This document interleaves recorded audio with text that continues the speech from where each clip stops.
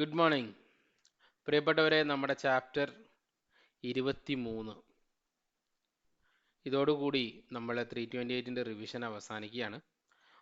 നമ്മളുടെ ബൈഫർക്കേഷൻ അനുസരിച്ച് എക്സാമിൽ അവസാനത്തെ പാർട്ടാണ് മെൻ്റൽ ഹെൽത്ത് പ്രോബ്ലം. മാനസികാരോഗ്യ പ്രശ്നങ്ങളാണ് നമ്മൾ റിവ്യൂ ചെയ്യാൻ വേണ്ടി പോകുന്നത്.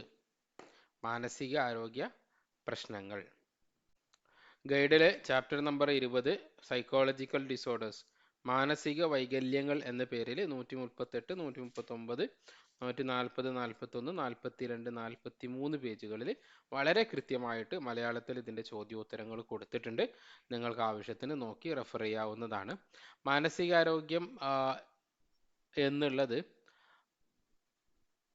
WHO ഡെഫിനിഷൻ അനുസരിച്ച്, ലോകാരോഗ്യ സംഘടനയുടെ ഡെഫിനിഷൻ അനുസരിച്ചിട്ട് ഒരാളുടെ വ്യക്തി അയാളുടെ കഴിവുകൾ തിരിച്ചറിയുന്നു, നോർമലായിട്ടുള്ള അയാളുടെ സ്ട്രെസ്സുകൾ അയാൾ അഭിമുഖീകരിക്കുന്നു, അയാളുടെ ജീവിതത്തിൽ ആവശ്യമായ രീതിയിൽ അയാൾ ജോലി ചെയ്യുന്നു തുടങ്ങിയ കാര്യങ്ങളൊക്കെ ഒരു മാനസികാരോഗ്യ ലക്ഷണമുള്ള ഒരു വ്യക്തിയുടെ അടയാളമായി പറയുന്നു. എന്തൊക്കെയാണ് അതിൻ്റെ ക്യാരക്ടറിസ്റ്റിക്സ്? ആവശ്യമായ അഡ്ജസ്റ്റ്മെൻറ്റുകൾ ചെയ്യാൻ പറ്റുന്നു, അയാൾ സ്വന്തം ഒരു വ്യക്തിത്വം ഒരു വിലയുള്ളവനായിട്ട് അദ്ദേഹത്തിന് ഫീൽ ചെയ്യുന്നു, പ്രോബ്ലംസ് ഉണ്ടാകുന്ന സമയത്ത് അഭിമുഖീകരിക്കാനും പരിഹരിക്കാനും സാധിക്കുന്നു, ആളുകളെ മനസ്സിലാക്കാൻ ശ്രമിക്കുന്നു, ഉത്തരവാദിത്തങ്ങൾ നിറവേറ്റുന്നു, സ്നേഹം കൊടുക്കുന്നു, എടുക്കുന്നു, യാഥാർത്ഥ്യബോധത്തോടു കൂടി ജീവിക്കുന്നു. അത് വളരെ പ്രധാനപ്പെട്ട ഒരു പോയിന്റ് ആട്ടോ.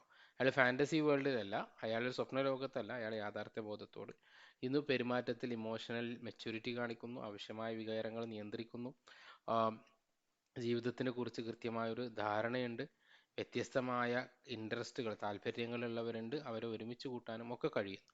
ഇനി ഇതിൻ്റെ തിരിച്ച് നമ്മൾ എണ്ണുകയാണെങ്കിൽ പൂർ മെൻ്റൽ ഹെൽത്ത് ഉള്ള ഒരാളുടെ ലക്ഷണങ്ങൾ: ആലോചനകൾക്ക് കൺഫ്യൂഷനുകൾ ഉണ്ടാകുന്നു, പ്രൊലോങ്ഡ് ആയിട്ട് ഡിപ്രഷൻ, സങ്കടം, ദുഃഖം തുടങ്ങിയതിൽ ദീർഘകാലം ഉണ്ടാകുന്നു, പുറത്തു വരാൻ വേണ്ടി പറ്റുന്നില്ല, ഒന്നുകിൽ ഭയങ്കര ഹൈ ഫീൽ ചെയ്യുന്നു അല്ലെങ്കിൽ ലോ ഫീൽ ചെയ്യുന്നു, ആവശ്യത്തിൽ കൂടുതൽ കാരണമില്ലാതെ പേടിക്കുന്നു, സാമൂഹിക ഇടപെടലുകൾക്ക് കുറവ് സംഭവിക്കുന്നു, ജീവിതത്തിൻ്റെ ഭക്ഷണത്തിലും ഉറക്കത്തിലും പെട്ടെന്ന് വലിയ മാറ്റങ്ങൾ ഉണ്ടാകുന്നു, ഭയങ്കരമായി ദേഷ്യം വരുന്നു, അതേപോലെ തന്നെ വ്യത്യസ്തമായ യാഥാർത്ഥ്യബോധമില്ലാത്ത ചിന്തകൾ ഉണ്ടാകുന്നു, മയക്കുമരുന്നുകൾ അല്ലെങ്കിൽ ലഹരി ഉപയോഗിക്കുന്ന സാധനങ്ങളുടെ ഉപയോഗം, ഒരു ശ്രദ്ധയില്ലായ്മ, ആവശ്യത്തിൽ കൂടുതൽ പേടിക്കുക, ആത്മഹത്യാ പ്രവണത കാണിക്കുക, ദിവസത്തിലുള്ള ആവശ്യങ്ങൾ നമ്മുടെ ജീവിതത്തിലെ ഡേ ടു ഡേ അഫയേഴ്സിനോട് ആവശ്യമായ രീതിയിൽ ഇടപെടാതിരിക്കും, പറ്റാതിരിക്കുക തുടങ്ങിയ കാര്യങ്ങളൊക്കെ നമ്മളുടെ മെൻ്റൽ ഹെൽത്ത് പുവർ ആവുന്നു എന്നുള്ളതിൻ്റെ അടയാളങ്ങളാണ്. പിന്നെയും അതേ അടയാളങ്ങൾ നിങ്ങൾക്ക് തന്നെ ആലോചിച്ചിട്ട് എഴുതാൻ വേണ്ടി പറ്റും.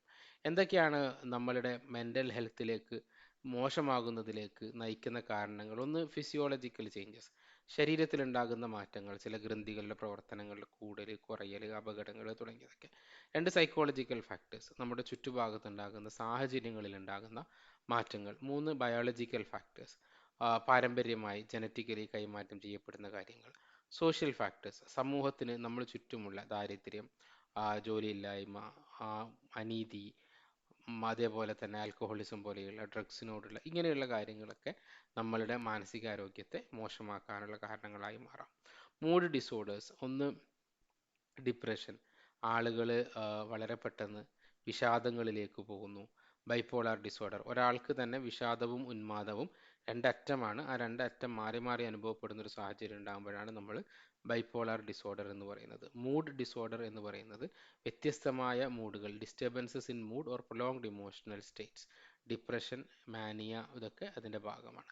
മാനിയ എന്ന് പറഞ്ഞാൽ വളരെ ഉന്മാദാവസ്ഥയിലേക്ക് എത്തുക, വളരെ എക്സസീവായിട്ട് സംസാരിക്കുക, ഭയങ്കരമായ സന്തോഷം പ്രകടിപ്പിക്കുക, തീരെ അടങ്ങിയിരിക്കാത്ത രീതിയിലുള്ള ആഹ്ലാദ പ്രകടനങ്ങൾ നടത്തുക, പക്ഷെ അത് പെട്ടെന്ന് യാഥാർത്ഥ്യബോധമില്ലാത്ത രീതിയിൽ താഴോട്ട് വരിക, ഇതൊക്കെ അതേപോലെ തന്നെയാണ് ആങ്സൈറ്റി ഡിസോർഡർ. ആങ്സൈറ്റി ഡിസോർഡർ എന്ന് പറഞ്ഞാൽ യഥാർത്ഥ ബോധമില്ലാത്ത രീതിയിലുള്ള പേടിയാണ്. നമുക്ക് ആ വിഷയത്തിനോട് അത്ര പേടിക്കണ്ട എന്ന് നമുക്കറിയാം. ഒറ്റക്കായി പോകുമോ, ഹൈറ്റിൽ നിന്ന് വീണു പോകുമോ, ആളുകൾ എന്നെ ആക്രമിക്കുമോ, എനിക്ക് അസുഖം വരുമോ, ഇങ്ങനെയുള്ള ഒരുപാട് വിഷയങ്ങളിൽ ആവശ്യമില്ലാത്ത രീതിയിൽ ആങ്സൈറ്റി ഉണ്ടാവുക. അതേപോലെ തന്നെ ഫോബിയാസ് പ്രധാനമായും 3 തരത്തിലാണ്. ഒന്ന്, സ്പെസിഫിക് ഫോബിയ, ഒരു വസ്തുവിനോട് പ്രത്യേകിച്ചുള്ള ആവശ്യത്തിൽ കൂടുതലുള്ള യാഥാർത്ഥ്യബോധമില്ലാത്ത പേടി. പിന്നെ ഒന്ന്, സോഷ്യൽ ഫോബിയ, സാമൂഹിക സാഹചര്യങ്ങളോടുള്ളത്. പിന്നെ അഗോറോഫോബിയ, നമ്മൾ ചെയ്യുന്ന കാര്യങ്ങൾ ശരിയാവില്ല എന്നുള്ള തോന്നലുകൾ. എങ്ങനെയാണ് ഇതിനെ ചികിത്സിക്കുക? ഒന്ന്, പ്രിപ്പറേഷൻ ഓഫ് കേസ് ഹിസ്റ്ററി, കൃത്യമായ അസുഖം എന്താണ് എന്നുള്ളത് മനസ്സിലാക്കുക. 2 ഡിറ്റർമിനേഷൻ, പ്രോബ്ലം കൃത്യമായി മനസ്സിലാക്കുക. ആവശ്യമായ തെറാപ്പി സെഷൻസുകൾ ഉണ്ടാക്കുക. ഇനി ആവശ്യമുണ്ടെങ്കിൽ മെഡിസിൻ സപ്പോർട്ട് കൊടുക്കുക. തെറാപ്പറ്റിക് ഇൻ്റർവെൻഷൻ്റെ അവസാനം. ഇതിൻ്റെ 4 സ്റ്റെപ്പുകളാണ് ഇതിൽ പറഞ്ഞിട്ടുള്ളത്. ഏത് രീതിയിലാണ് നമുക്കൊരു ഹാപ്പി അല്ലെങ്കിൽ ഒരു വെൽ മെയിൻറ്റൈൻഡ് സാമൂഹികമായ സുരക്ഷിതത്വം നൽകുക, ഒരു ഒരു മെൻ്റൽ ഹെൽത്ത് ഉണ്ടാക്കുക എന്ന് ചോദിച്ചാൽ, ഒന്ന് വളരെ ചെറുപ്പത്തിൽ തന്നെ നല്ല രീതിയിലുള്ള സപ്പോർട്ട് കുട്ടികൾക്ക് കൊടുക്കുക. സാമൂഹിക ജീവിതത്തിൽ സ്ത്രീകളെയും കുട്ടികളെയും ശക്തിപ്പെടുത്തുക. വൾണറബിൾ ആയിട്ടുള്ള, അതായത് പെട്ടെന്ന് എഫക്റ്റ് ചെയ്യുന്ന ആളുകളിലേക്ക് നമ്മളുടെ സഹായങ്ങൾ കൃത്യമായി എത്തിച്ചു കൊടുക്കുക. സ്കൂളിൽ മാനസികാരോഗ്യം നന്നാക്കാനുള്ള പ്രവർത്തനങ്ങൾ നടത്തുക. ആളുകൾ ആക്രമിക്കപ്പെടുന്നതിൽ നിന്ന് എപ്പോഴും രക്ഷപ്പെടുത്തുന്ന വയലൻസ് പ്രിവെൻഷൻസ് പ്രോഗ്രാമുകൾ ഉണ്ടാവുക. ആൻറ്റി ഡിസ്ക്രിമിനേഷൻ, പോവർട്ടി റിഡക്ഷൻ തുടങ്ങിയ സാമൂഹിക സാഹചര്യങ്ങൾ നന്നാകുന്നതിനനുസരിച്ച് ആളുകളുടെ മാനസികാരോഗ്യ നില കൂടി നന്നായി വരുന്നത് നമുക്ക് കാണാൻ വേണ്ടി പറ്റും. Thank you every one and good luck for your exams.